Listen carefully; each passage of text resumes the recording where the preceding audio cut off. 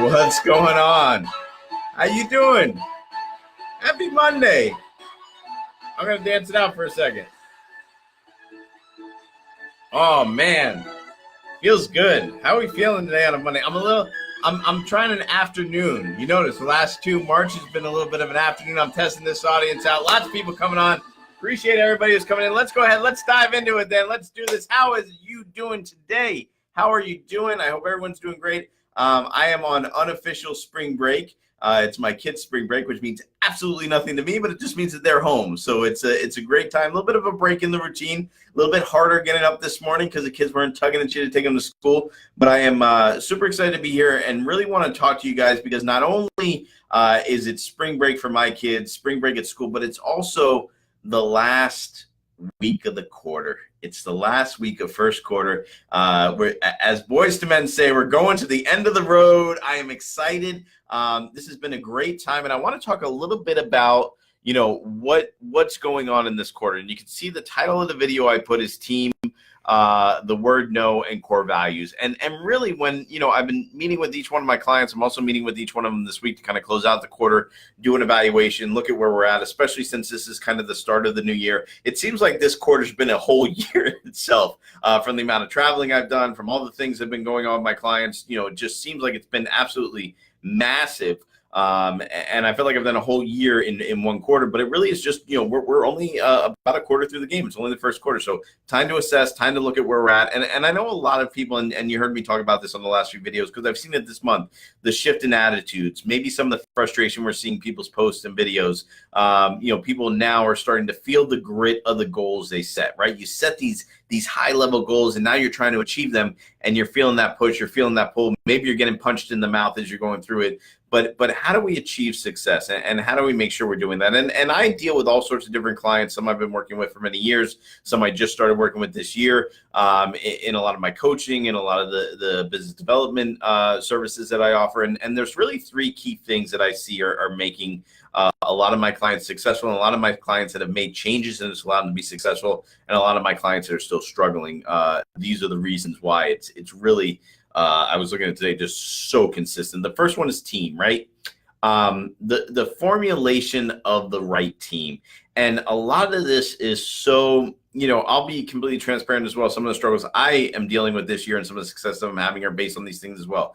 Team has been a big thing for me. Hire fast, fire fast is something I heard last year towards the end of the year at a convention I went to, and it really has been something that I've been sticking with and looking at when it comes to hiring, when it comes to bringing different people in my business. Actually, the BYLR course, this is something I proposed in some of the support group that we have there, and I really wanted to make sure, and I really want to make sure that I'm doing that, and more important, my clients that have done that tend to be successful. I have a lot of clients that have very high standards on who they will and won't let into their business. They have very high standards on who they will and won't work with.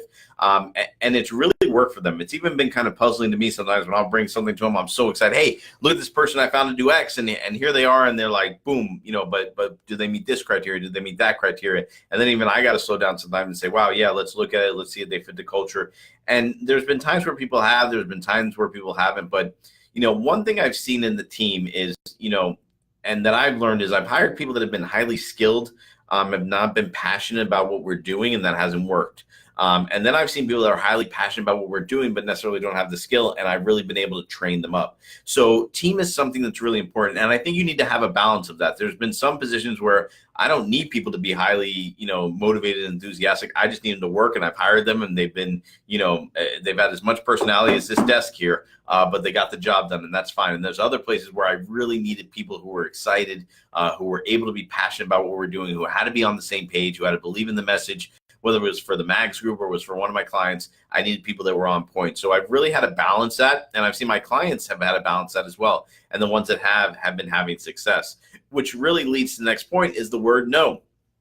A great mentor of mine I had, he always taught this great mentor of mine, Manny, always used to say, no was one of the most greatest words that you can use in business. And it's something that he taught me And it's really stuck with me and also stuck with my clients. Like I said, those clients that have very high standards for who they work with, they also have their no boundaries. So if people come to them with an idea or they come to them with something, Judge Graham, I know, says this all the time, there's riches and niches, right?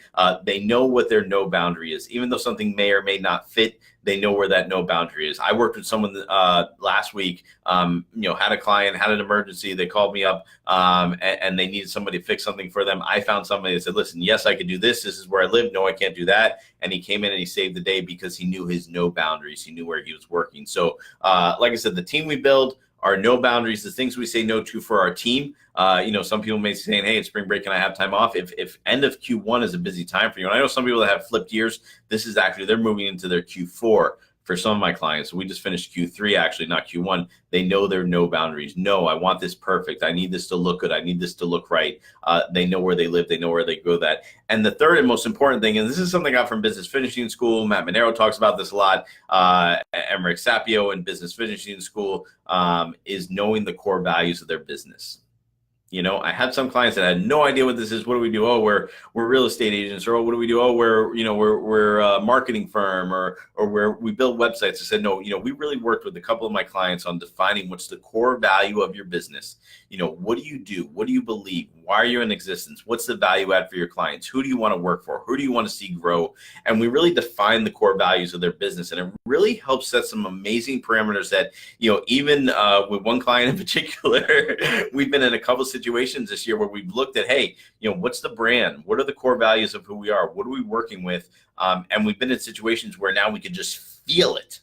We could just feel it. No, this isn't right. Like, we know when we're meeting with someone, or when we get an email, or when we get a phone call, or we're on a conference call, or we're on a Zoom call, we know whether or not it fits because of how our core values in the business were built. And this is built on a lot of different things, core values. If you're not familiar with it, definitely check out Business Finishing School. Look into that. Is the idea of what do you need to be doing, right? What do you need to be working on? Why are you working on it? And what is the belief? And do the people who are around you have those same core values, or believe in the things that you're working with, or want to do the things that you want to do? And guys, when I tell you about these three things, like, I could go on for an hour on each one of these, but I like to keep these videos kind of short and sweet for you guys. But these are really the three key things that I see that are consistently allowing people to win. So as you're getting to the end of your Q1, if you're winning, you're probably doing these things, right? And even if you're not, if you're winning and you really want to win, you really want to get ahead, because remember, we just hit the first corner, guys. We just hit the first turn. We haven't even gotten going yet. So, also, if you're having success, and I've had this happen with clients before, so I always urge this, don't get comfortable, right? Because a lot of people are winning now, or maybe they're having the best quarter of their life, and first quarter is amazing. They stop. By the time they get the fourth quarter, it's like they're like, oh man, this has been the worst year ever. Why? Because you won so big. I almost like losing in the fourth quarter. I don't try for that, but I like losing in the first quarter. So it keeps me revved up to be able to go and do what I need to do. So really, really important. You guys are assessing these three key areas. If not, like I said, I gave you a couple of people that you could look up that do some really good things with that. A lot of good mentors. Like I said, Jose Flores too, as well, with the Mental Toughness Mastermind that we've been doing. He's really formed a team in there of people that, you could come in. And I always encourage you guys doing those things, masterminds. I talked about Jesse's BYLL course, Jose's mastermind. We're doing a lot in the Mental Toughness Mastermind on how to get through these things, how to focus. He's bringing in UFC fighters to guest speak. I mean, you talk about people that know about mental toughness, and if you guys know Jose's story. So it's just a matter of really getting everything in there and doing what you need to do and building that and kind of building that rapport and allowing that to grow. So, make sure that you guys are doing these things. Make sure you're focusing on these things. Make sure you're joining masterminds. You're taking online courses. You're working with clients. You're finding team members that line up into these three things. Are they a part of your team? Do they believe in what you're doing? Do they fill a spot? Do you have criteria for that? E-Myth talks a lot about this. Do you know your no boundaries? Do you know the areas where you should and shouldn't be saying no? Do you know the clients you should be saying no to? Do you know the jobs that you should be saying no to? Do you know the items you should be saying no to? And most importantly, do you know the core values of your business? Do you know what your brand is, what it should look like, how you're building it? And that's going to help you filter all this thing in. We talk about ClickFunnels. This is a great funnel. of how to build your business, assess what you're supposed to be doing, and assess where you're supposed to be going. So, guys, I truly, truly appreciate this. I'm excited for some things coming in April. I got some exciting announcements coming up. You guys heard me talk about it on the last one. I've got a busy night coming up. Monday's just starting. We got the Mental Toughness Mastermind that I'm doing with Jose. I love it. It's actually one of my favorite things. So that's coming up at 8 o'clock tonight. But more importantly, guys, like I said, make sure you're doing those 3 things. But more importantly, we all know how important the dancing is. Are we dancing? Are we dancing on a Monday? Are we making ourselves feel good? Are we looking at everything? Guys, appreciate you tuning in. If you got value out of this, make sure you give me a hashtag on that value. If you can, if you share it out, I love you for sharing it out. All my friends that always share. Appreciate that, everybody. The thumbs up and hearts, I love it. Jose, I see you out there. Paul, Michael, Shelly, appreciate you guys tuning in on Facebook. Freddie, my buddy, Fred Ward, Paul, yes, snitches do get stitches, baby. And appreciate everybody tuning in on Instagram as well. Appreciate all the waves. Everybody saying hi, guys. Make it a great one. Remember, it's not how you start. It's definitely how you finish. And we're not even a quarter of a way there, guys. Make it a great one.